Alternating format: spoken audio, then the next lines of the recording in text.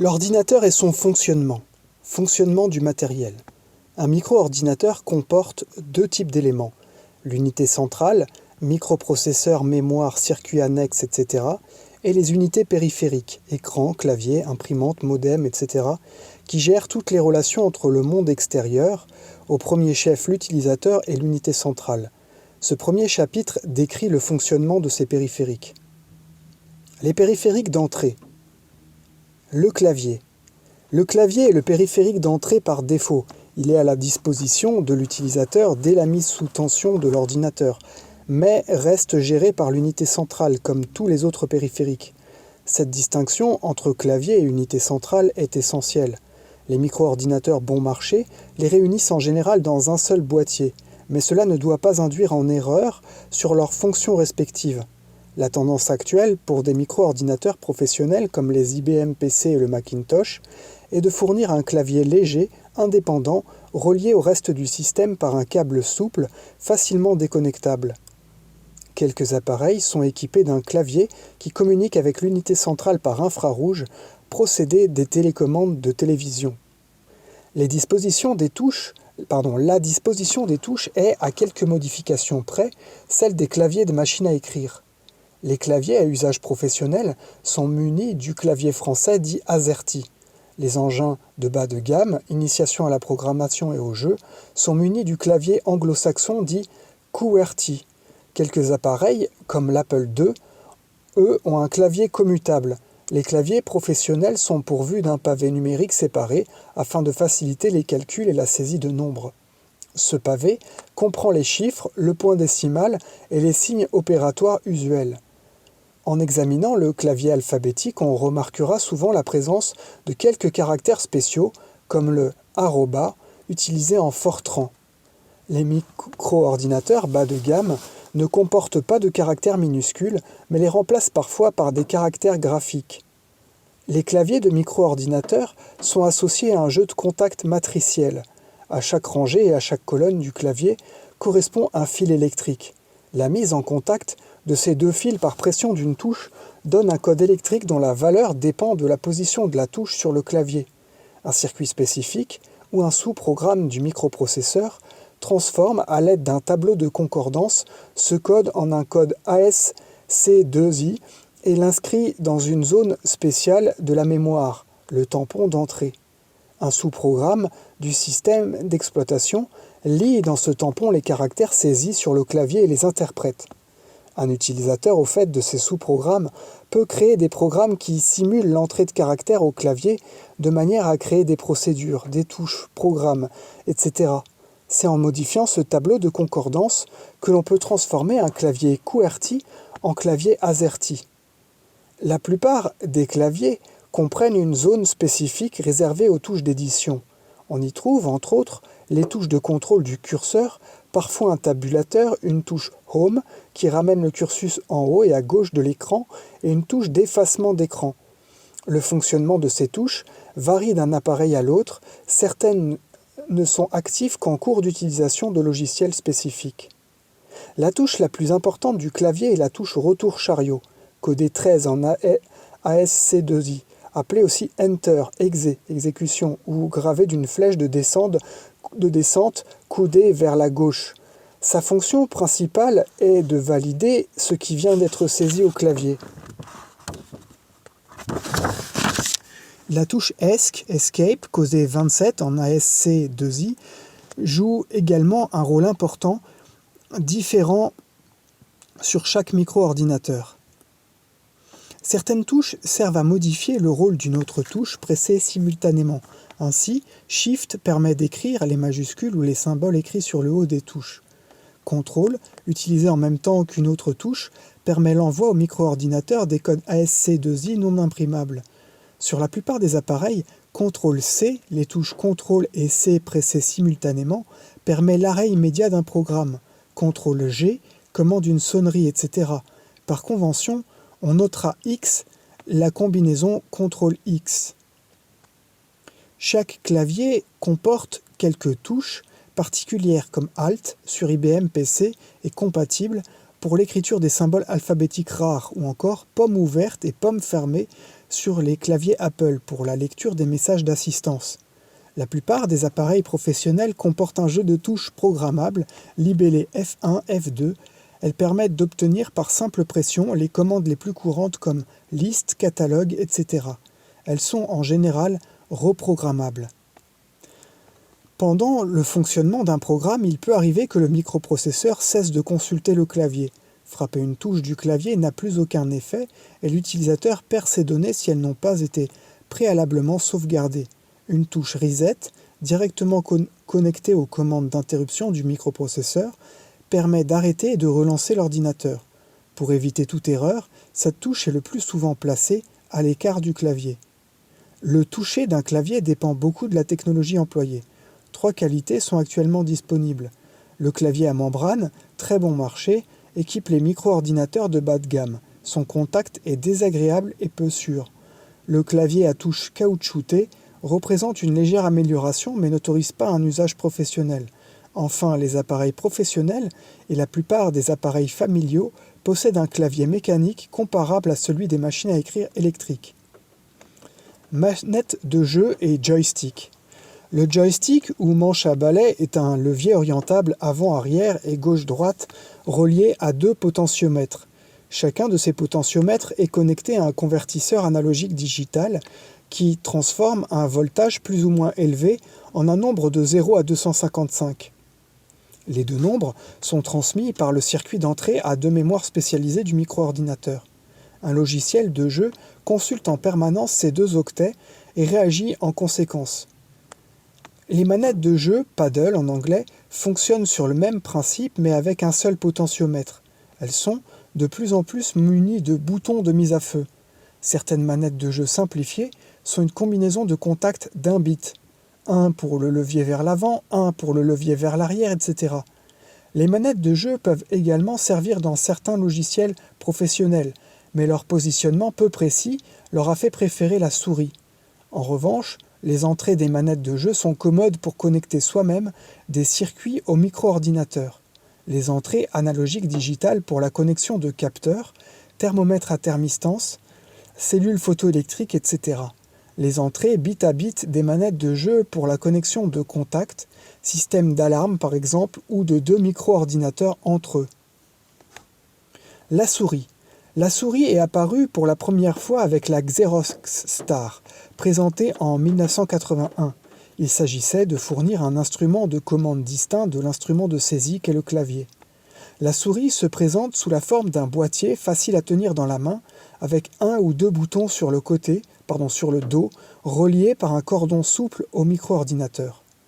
Le déplacement de la souris sur une surface plane entraîne celui d'un symbole graphique, flèche, curseur, pinceau ou ciseau sur l'écran.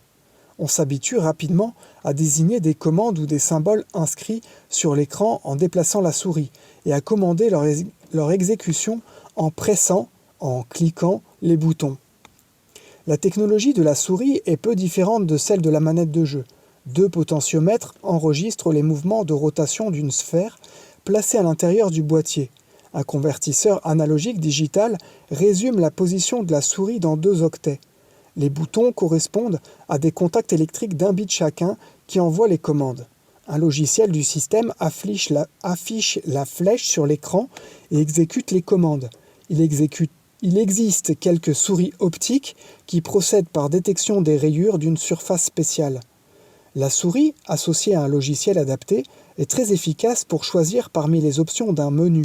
Par exemple, dans un logiciel de traitement de texte, elle permet de désigner un mot à déplacer, un paragraphe à supprimer, etc.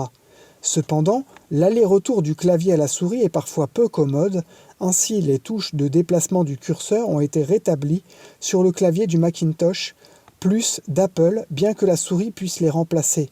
Dans certains logiciels, la souris sert également à dessiner. Le crayon lumineux. Le crayon lumineux, Light Pen en anglais, est relié par un cordon souple au micro-ordinateur. Il permet de dessiner à l'écran ou de choisir une option dans un menu. Il utilise un phototransistor qui capte le passage du spot en balayant l'écran 50 fois par seconde et l'éclaire successivement point par point. Le circuit électronique du crayon reçoit le signal de début de balayage. Le décalage entre le moment où le spot passe en haut et à gauche de l'écran et celui où il passe devant le crayon donne la position du crayon. Il faut étalonner le crayon lumineux avant usage, une variation minime dans les calculs de temps entraînant des erreurs de repérage importantes. De nombreux logiciels d'enseignement utilisent ce crayon lumineux, mais divers inconvénients nuisent à sa diffusion, son manque de précision dans le positionnement, sa sensibilité à la lumière ambiante, la fatigue due à l'obligation de travailler sur l'écran lui-même. L'écran tactile. Le moyen le plus simple d'opérer un choix dans un menu est de toucher du doigt la région de l'écran où s'inscrit l'option désirée. Solution encore assez coûteuse que des systèmes d'enseignement par ordinateur et certains micro-ordinateurs utilisent déjà. Le plus souvent, un film conducteur transparent divisé en rectangles est déposé sur une plaque de verre fixée devant l'écran. Il suffit de toucher un de ces rectangles pour modifier la capacité ou la charge électrique de la case choisie. D'autres systèmes font appel à une grille invisible de rayons infrarouges que le contact du doigt interrompt. Les tablettes graphiques et la digitalisation. Les digitalisateurs permettent la saisie automatique de dessins techniques, évitant ainsi de frapper sur le clavier les coordonnées des extrémités des segments. Dans certains systèmes, le dessin à reproduire est posé sur un plateau. L'utilisateur déplace sur des points à saisir une loupe réticulée que porte un bras articulé. Le logiciel calcule les coordonnées des points à partir de la position du bras. Les tablettes graphiques sont des petites planches à dessin recouvertes d'un quadrillage de lignes qui peut être dessiné sur la planche ou composé d'un réseau de fils conducteurs. Le dessin est réalisé avec un stylet relié à l'ordinateur dont le logiciel détecte la position à l'aide d'une cellule photoélectrique, d'un contact électrique ou d'un signal électromagnétique émis sur le réseau de fils. Un procédé semblable a été envisagé pour saisir les caractères chinois ou japonais. On dessine chaque caractère en grand format au-dessus d'une table graphique en utilisant le stylet comme un pinceau. Le logiciel reconnaît le caractère en fonction des mouvements du stylet. Certaines banques étudient la possibilité de coder ainsi le graphisme des signatures sur les chèques. La saisie d'images. Le couplage d'un micro-ordinateur et d'une caméra de télévision ne pose pas de problème technique de principe. L'image de télévision est digitalisable par une interface connectée entre la caméra vidéo et la télévision. Chaque point élémentaire, on parle de pixels, est codé sur un octet en fonction de sa couleur et de sa luminosité. Ces octets sont envoyés dans un certain ordre à l'ordinateur. Les images peuvent être enregistrées sous forme analogique, reproduites sur un écran graphique ou traitées. Les logiciels de traitement d'images sont rapidement apparus sur les micro-ordinateurs. Dans le système ThunderScan d'Apple, une tête de lecture remplace la tête d'impression de l'imprimante. L'image du dessin, mise à la place du papier, est transmise au micro-ordinateur par balayage. La commande vocale. Commander les ordinateurs à la voix est un vieux rêve de l'informatique. Les périphériques de reconnaissance vocale qui existent actuellement sont limités sur 3 points. Les liaisons entre les mots sont difficilement discernées, le nombre de mots reconnus est relativement faible, de quelques dizaines à quelques milliers, et la reconnaissance multilocuteur pose encore de nombreux problèmes. Les systèmes les plus simples imposent une phase d'apprentissage. Le locuteur prononce successivement les mots du vocabulaire qu'il compte utiliser. Ces sons sont filtrés par des circuits électroniques et codés en chaînes d'octets. En mode d'écoute, les mots prononcés sont comparés aux sons mémorisés. Le système de codage des mots peut être plus ou moins précis. La méthode la plus sommaire consiste à distinguer dans un mot les sons voisés, V, les voyelles et les consonnes telles que L, R, V, N, M, qui s'accompagnent de la vibration des cordes vocales, les sons non voisés N, la plupart des consonnes, et les silences S, les occlusifs comme P, T, K, étant la succession d'un son non voisé et d'un silence. Un mot est codé sous la forme d'une suite de codes VNS. Ce système élémentaire ne permet de coder et de reconnaître qu'un petit nombre de mots. En revanche, elle s'adapte assez bien à plusieurs locuteurs et permet par exemple la commande d'appareils destinés aux handicapés moteurs. Un codage plus raffiné utilise le spectre sonore des mots et permet d'étendre le vocabulaire à plusieurs centaines de termes ou expressions isolées. Les difficultés restent nombreuses. La reconnaissance en temps réel suppose des calculs importants. La détermination des fréquences utilisées nécessite des filtres électroniques complexes ou des calculs longs. La reconnaissance d'un même mot dit à des vitesses différentes reste difficile. La reconnaissance de mots d'un vocabulaire riche ou de phrases entières relève encore à l'heure actuelle du domaine de la recherche. Les enjeux industriels sont indéniables, notamment la réalisation de machines à écrire à entrée vocale. Au même titre que la reconnaissance de l'écriture, les développements en cours font de plus en plus largement appel aux techniques de l'intelligence artificielle en attendant celles du traitement automatique des langages naturels. Lecture de texte et reconnaissance de l'écriture. Un autre mode d'entrée de données est la lecture optique de texte. Il s'agit de saisir, sans avoir à les taper, des textes imprimés afin de les archiver, de les modifier ou de les traiter. Le texte est posé sur le plateau d'une machine qui ressemble à une photocopieuse ou parcouru par une tête de lecture sous l'objectif d'une caméra. Il est saisi et digitalisé comme une image. Dans cette image, un logiciel reconnaît le texte par différenciation des lignes et dans chaque ligne des caractères. Cela suppose cependant une grande capacité de calcul, transformation de Fourier, tests statistiques, tri et comparaison, et de mémoire, codage de différentes polices de caractères. La reconnaissance des caractères est réalisée par comparaison de la forme de chaque image de caractère rencontrée avec l'image des jeux de caractères préalablement stockés en mémoire. Les dispositifs les plus simples contiennent en mémoire quelques polices de caractères normalisées spécialement conçues pour faciliter la reconnaissance par lecture optique. Les plus courantes sont les polices OCR-A et OCR-B, OCR pour Optical Character Recognition, proche des caractères de machine à écrire Elite et Pika. Les lecteurs les plus perfectionnés disposent d'un module logiciel capable d'apprendre toute police de caractères imprimée qu'on lui présente. La reconnaissance de l'écriture manuscrite relève de techniques beaucoup plus complexes en raison de l'irrégularité même des graphies manuelles. L'avenir des périphériques d'entrée. Une double tendance se dégage des développements récents des périphériques d'entrée. D'une part, l'évolution de la technologie informatique rend toujours plus souple leur utilisation. D'autre part, une distinction s'instaure entre la saisie de données dévolues au clavier ou à la lecture optique et la commande de logiciels effectuée de plus en plus souvent par le truchement d'une souris. Les périphériques de sortie. L'écran. Les micro-ordinateurs bon marché et les consoles de jeux utilisent les postes de télévision comme écran. Deux types de connexions sont possibles, par la prise d'antenne ou par la prise Péritel. Dans le premier cas, un modulateur haute fréquence HF, minuscule émetteur de télévision, est interposé entre la sortie du micro-ordinateur et le circuit HF du téléviseur. Dans le deuxième cas, les signaux sont envoyés directement, sans interposer de modulateur, au circuit basse fréquence du téléviseur. Le signal de télévision couleur véhicule 3 messages, luminosité, synchronisation et couleur. L'ordre des messages étant arbitraire, 3 standards se sont imposés, NTSC, Allemagne, Grande-Bretagne, PAL, États-Unis, Japon, SECAM, France, URSS. Les micro-ordinateurs bon marché ont le plus souvent une sortie vidéo PAL qui nécessite en France l'usage d'un téléviseur multistandard ou une interface de conversion. Une utilisation sur une longue durée risque de détériorer l'écran, les lignes de texte finissant par laisser une trace. Un moniteur est une télévision sans circuit HF qui reçoit directement les signaux du micro-ordinateur. La connexion ne pose pas de problème avec les moniteurs noir et blanc. En revanche, il faut s'assurer de la compatibilité du type de moniteur couleur avec les signaux du micro-ordinateur. Les micro-ordinateurs portables sont équipés d'écrans à cristaux liquides.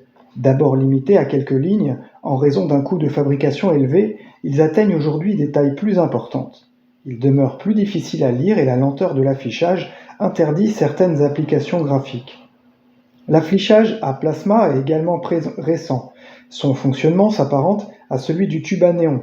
De minuscules décharges au sein d'un gaz rare ionisé font apparaître des points luminescents. La qualité est excellente mais le prix reste élevé. Deux types d'affichage, texte et graphique. L'écran texte présente de 20 à 30 lignes et de 40 à 90 colonnes. Le cas le plus fréquent, 25 lignes et 80 colonnes. L'écriture sur l'écran suppose que soit donnée la nature des caractères et l'emplacement, lignes, colonnes des textes. En principe, l'écran affiche un curseur. Toute écriture d'un caractère se fait à l'emplacement du curseur et déplace celui-ci d'une colonne vers la droite. En fin de ligne, le curseur passe automatiquement à la ligne suivante. Parmi les micro-ordinateurs construits autour du microprocesseur 6502, comme l'Apple II, un mode de gestion courant de l'écran est l'attribution de 3 zones de mémoire par le microprocesseur. Une zone dite mémoire écran, dont chaque octet contient le code d'un caractère, une zone dite générateur de caractères, qui contient le dessin du caractère, une zone qui contient la couleur du caractère, celle du fond et éventuellement un code d'affichage particulier, clignotement, mode inversé, etc. L'écriture directe d'octets dans une zone de la mémoire écran permet un affichage rapide. Sur les micro-ordinateurs professionnels, l'écran texte est traité par le microprocesseur comme un terminal, à la manière d'une imprimante. Le microprocesseur envoie dans une adresse de sa mémoire, le port de sortie, un code ASC2I correspondant au caractère à afficher. Certaines séquences de code effacent l'écran, déplacent le curseur, etc. Ce mode de gestion permet de transposer facilement les logiciels d'un appareil à un autre, car il donne la table des codes de commande de l'écran lors d'une procédure préliminaire, l'installation du logiciel. Si le générateur de caractères réside en mémoire vive, RAM, on peut le modifier afin de changer d'alphabet, grec, russe, symboles mathématiques, etc. ou de police de caractères, italique, gras, etc. L'affichage graphique est défini par sa résolution. Le graphisme basse résolution utilise le plus souvent l'écran texte pour afficher des caractères spéciaux, dits semi-graphiques, petits carrés occupant la surface d'un demi-caractère. 50 lignes et 80 colonnes de carrés permettent d'afficher des diagrammes, sommaires ou des jeux au graphisme pauvre. Le graphisme haute résolution nécessite un écran spécifique sur lequel sont affichés des points dits pixels. Le nombre de points que peut contenir un écran définit sa résolution. 280 x 192 pour l'Apple II, 512 x 342 pour le Macintosh, 640 x 200 pour l'IBM PC. La résolution diminue avec le nombre de couleurs disponibles, 1, 4, 8 ou 16. À chaque point correspond un nombre de bits permettant de coder la couleur ou la nuance de gris. Les langages des appareils équipés d'un écran graphique disposent de commandes pour placer des points, tracer des segments, des arcs de cercle ou remplir une zone d'une couleur particulière. Ce mode de graphisme occupe beaucoup de place en mémoire. Les imprimantes. 5 types d'imprimantes dominent le marché. Les imprimantes à marguerite, comme les machines à écrire connectables, fournissent la même qualité d'impression, dite qualité courrier, que les machines à écrire électroniques. La marguerite est une roue à rayons amovibles. Elle tourne devant un marteau qui frappe les extrémités des rayons portant les caractères. Le changement de police de caractères s'effectue en changeant de marguerite. Ces machines sont lentes, 30 à 40 caractères par seconde tout au plus, et bruyantes. Les imprimantes à aiguilles ou matricielles ont une tête d'écriture formée d'une matrice d'aiguilles qui peuvent être frappées séparément par un marteau. Les caractères sont formés de points juxtaposés. Leur dessin est stocké en mémoire dans un générateur. Certaines imprimantes à aiguilles très rapprochées donnent un résultat proche de la qualité courrier. On parle alors de NLQ, pour Near Letter Quality. Elles peuvent être utilisées en mode graphique. Les octets sont interprétés comme une colonne de points noirs, bit A1, ou blanc, bit A0. Elles impriment de 50 en impression NLQ à 600 en impression listing. Caractères par seconde sont assez bruyantes mais moins coûteuses que les imprimantes à marguerite. Les imprimantes thermiques utilisent des électrodes selon le même principe que les imprimantes à aiguille. Un papier spécial, thermosensible ou électrosensible, noircit au passage du courant. Ces imprimantes bon marché, absolument silencieuses, sont réservées au listage de programmes. Les imprimantes à jet d'encre sont plus récentes. De fines gouttelettes d'encre électrisées sont projetées par un ou plusieurs gicleurs et dirigées par un champ électrique. Les caractères sont tracés par une juxtaposition de points. Ces machines impriment en qualité courrier et permettent de combiner plusieurs couleurs. Elles sont silencieuses mais relativement chères et fragiles. Les imprimantes à laser emploient la technologie des photocopieuses électrostatiques. Un faisceau laser dessine le texte sur une plaque métallique qui se charge au point éclairé. Une poudre d'encre spéciale se dépose sur ces points et s'applique sur le papier. L'encre est fondue par chauffage pour fixer le texte. Un microprocesseur Résident commande le fonctionnement de ce type d'imprimante qui est en réalité un véritable ordinateur spécialisé. Ces imprimantes s'accommodent de langages destinés à l'écriture de programmes pour l'édition de textes. Elles permettent la combinaison d'un grand nombre de polices de caractères et une particulière finesse de dessin. Leur vitesse se mesure en pages par seconde. L'impression peut se faire feuille par feuille ou sur des rames de papier informatique à bord perforés. On peut programmer la largeur des interlignes et des marges, la taille et le type de caractère employé, le soulignement, l'impression d'indices ou d'exposants, etc. À l'origine, les imprimantes étaient réservées aux impressions massives, relevés de comptes bancaires par exemple. L'arrivée de modèles relativement bon marché, connectables au micro-ordinateur, a considérablement fait évoluer le domaine du traitement de texte. C'est ainsi qu'est apparu le concept de publication assistée par ordinateur. Les tables traçantes. Les tables traçantes se présentent comme des tables à dessin munies d'un dispositif de traçage piloté par ordinateur. Un stylo ou un jeu de stylos de couleurs différentes portés par un chariot sont utilisés comme traceurs. Des codes envoyés par l'ordinateur commandent le déplacement du stylo sur le papier et la sélection des couleurs. La précision du dessin se mesure en dixièmes de millimètre. Les tables traçantes sont des périphériques lents mais intelligents. Elles dessinent une figure géométrique ou un caractère alphanumérique à partir des paramètres de taille, de position et d'orientation. La synthèse de sons. Tout utilisateur de micro-ordinateur peut créer des sons. Il suffit de connecter un haut-parleur à la sortie série en associant celle-ci à un registre à décalage. La vitesse du décalage est réglée par le codage d'un coefficient sur l'octet qui sort bit après bit. La succession de 1 et de 0 produit un son dont la fréquence dépend de cette vitesse. Ce procédé est surtout utilisé pour le bruitage des jeux vidéo. Beaucoup de micro-ordinateurs sont équipés de générateurs de sons ou intègrent un synthétiseur. Ils permettent de programmer la note, l'octave, la hauteur, la durée, l'enveloppe et de choisir entre des générateurs de sons aux timbres différents. Un micro-ordinateur se connecte à un synthétiseur, à un clavier ou à un pupitre de contrôle par le biais de l'interface normalisée MIDI. Des langages informatiques et des logiciels sont spécialisés dans la création musicale. L'IRCAM a développé de tels logiciels sur Macintosh. La sortie vocale. Un ordinateur connecté à un haut-parleur peut émettre des mots et des phrases reconstitués par synthèse de la voix. Cette fonction est intéressante pour l'enseignement, l'envoi de messages par téléphone, les jeux, etc. Pour éviter de saturer la mémoire avec les différents sons des phrases, les articulations de la voix sont décomposées en éléments de base, phonèmes ou formants, selon les techniques employées. Il suffit de donner la décomposition d'un mot pour que le logiciel puisse le prononcer. Là encore, plus le phrasé à obtenir est naturel, plus les logiciels sont complexes et gourmands en puissance de calcul et en place mémoire. Les périphériques d'entrée-sortie. Les magnétophones à cassette. Depuis la fin des années 50, les programmes et les données sont enregistrés sur bande magnétique.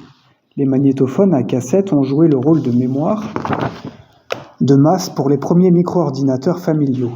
La lenteur de lecture et l'absence de système d'exploitation, système gérant un catalogue de fichiers, les rendent inutilisables pour un usage professionnel.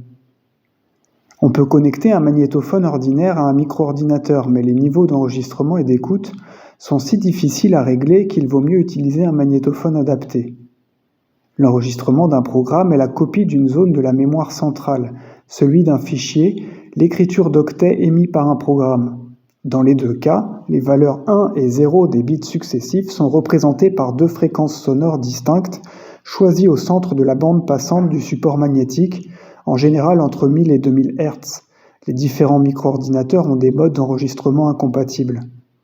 La vitesse d'enregistrement est assez faible, quelques centaines de baux. Pour faciliter le repérage des enregistrements, on utilise des bandes courtes qui stockent une dizaine de kilooctets de programmes ou de données. Il existe des cassettes de 10 à 15 minutes, spécialement conçues pour la micro-informatique dont la bande est plus fiable que celle des cassettes courantes. Quelques perfectionnements ont été apportés au lecteur de cassette. Bande sans fin, cassette rapide avec retour arrière et contrôle de la position de la tête de lecture, etc. Aucun de ces perfectionnements n'a permis de concurrencer sérieusement les disquettes. Cependant, si les niveaux d'enregistrement ont été bien réglés, une cassette, bien que moins performante, est un support fiable. C'est pourquoi certains micro-ordinateurs portables incluent des magnétophones à microcassette. L'emploi de plus en plus fréquent de disques durs avec les micro-ordinateurs professionnels a imposé des systèmes de sauvegarde adaptés, le plus souvent un magnétophone à bande à grande capacité de stockage, streamer. Les données les plus précieuses sont copiées pour parer à des défaillances toujours possibles du disque dur. La copie entière, plus longue à réaliser, est occasionnelle. Dans un système d'exploitation multitâche, elle s'effectue sans interrompre l'utilisation courante. Les lecteurs de disquettes. Une disquette est un disque souple recouvert sur ses deux faces d'oxyde métallique magnétisable et enfermé dans une pochette de protection carrée. IBM est à l'origine des disques souples de 8 pouces de diamètre conçus pour les mini-ordinateurs. 3 tailles se sont imposées, 8 pouces en voie de disparition, 5 pouces en quart, mini-disquette, format des premiers IBM PC, et 3 pouces 1,5 micro-disquette qui tend à remplacer les 5 pouces 1 quart. Il existe également quelques disquettes de 3 et 2,8 pouces. Les données sont enregistrées sur des pistes circulaires concentriques, 30 à 60 selon le système d'exploitation, sur une face, disquette simple face ou SF, ou sur les deux, double face ou DF. Pour une disquette double face, le lecteur dont la forme évoque les manches-disques des années 60 doit comporter 2 têtes de lecture. La densité de l'enregistrement, nombre de bits qui peut être enregistré sur chaque face, dépend de la qualité de la surface magnétique, de la finesse de la tête de lecture et de la précision de son positionnement. Chaque piste est divisée en secteurs de 128, 256 ou 512 octets, selon les systèmes. Un secteur est une portion de piste qui commence et se termine par des marques magnétiques placées lors du formatage. Les octets, 128, 256 ou 512, contenus dans un secteur, forment un bloc de données qui sont nécessairement lues ou écrites ensemble. Le nombre de secteurs par piste varie d'un système d'exploitation à l'autre. 16 secteurs de 256 octets pour le DOS 3.3, Disk Operating System, système d'exploitation de disquettes d'Apple II, 8 ou 9 secteurs de 512 octets pour le PC DOS 2.10.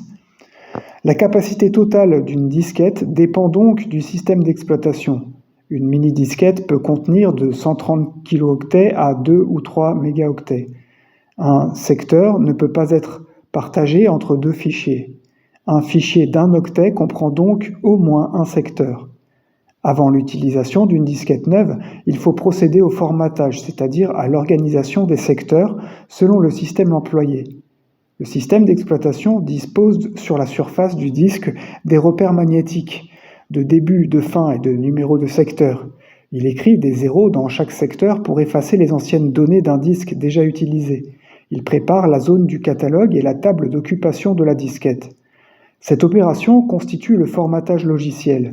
Une même disquette peut être ainsi réemployée sur des appareils de types différents puisque les anciennes données sont effacées. En revanche, chaque système d'exploitation ayant son propre format, il est généralement impossible de lire une disquette écrite avec un autre appareil, sauf pour certains engins compatibles IBM PC par exemple. Il existe aussi des disques formatés physiquement, mais ce procédé est de moins en moins employé. Voici comment l'on procède à la lecture ou à l'écriture d'un bloc. Un moteur électrique fait tourner la disquette, 300 à 450 tours par minute. Dans le même temps, un second moteur, pas à pas, place la tête de lecture et d'écriture en face de la piste recherchée en un mouvement radial. Une fois la piste trouvée, les numéros des secteurs défilent devant la tête jusqu'à ce que le numéro souhaité soit localisé. Ce secteur est entièrement lu ou réécrit. Le plus souvent, les différents blocs de données d'un fichier en cours de lecture se trouvent sur la même piste. Pendant le décodage et la transmission d'un bloc au micro-ordinateur, la disquette tourne à une fraction de tours par seconde. Si par exemple la disquette a avancé de 6 secteurs physiques pendant la transmission du secteur de numéro logique 1, il est souhaitable que le numéro de secteur logique 2 se trouve 6 secteurs physiques après le secteur 1. Sinon, on perdrait du temps entre les deux lectures. Le nombre de secteurs sautés entre deux secteurs logiques est le facteur d'entrelacement. Le choix d'un bon facteur d'entrelacement permet d'améliorer sensiblement la vitesse de lecture. Le catalogue et la table d'occupation des secteurs disposent d'une piste réservée. Le catalogue contient le nom des fichiers successifs, leur type, les numéros de piste et de secteur du premier bloc du fichier. La table d'occupation indique les secteurs libres et les secteurs occupés, codés sur 1 bit. Lors d'une écriture de fichier, le système d'exploitation note au catalogue le nom et le type du fichier et cherche dans la table d'occupation le premier bloc disponible. Il inscrit dans une table liée au catalogue les numéros de piste et de secteur de ce bloc, ainsi que de tous les autres blocs du fichier. À chaque étape, les secteurs utilisés sont codés indisponibles dans la table d'occupation de la disquette. Ils seront effectivement détruits lors de l'écriture d'un nouveau fichier. Si la disquette vient d'être formatée, les secteurs employés pour un même fichier sont consécutifs. Si elle a déjà été utilisée, les fichiers effacés ont laissé des espaces vierges que de nouveaux fichiers pourront combler. Ainsi, un fichier peut être dispersé sur toute la disquette. Si la disquette a souvent été effacée et réécrite, la lecture se trouve sensiblement ralentie par les nombreux mouvements de la tête de lecture. Lors d'une lecture, le système d'exploitation vérifie la présence du fichier demandé au catalogue. Lors de l'effacement d'un fichier, son nom est retiré du catalogue. La moindre altération du catalogue ou de la table d'occupation des secteurs fait perdre la totalité du contenu de la disquette. Sensible à tout ce qui peut la rayer, poussière, cendres de cigarettes ou la magnétiser, aimant, téléviseur, haut-parleur, clé. Une disquette est donc un support fragile qui nécessite des copies de sauvegarde.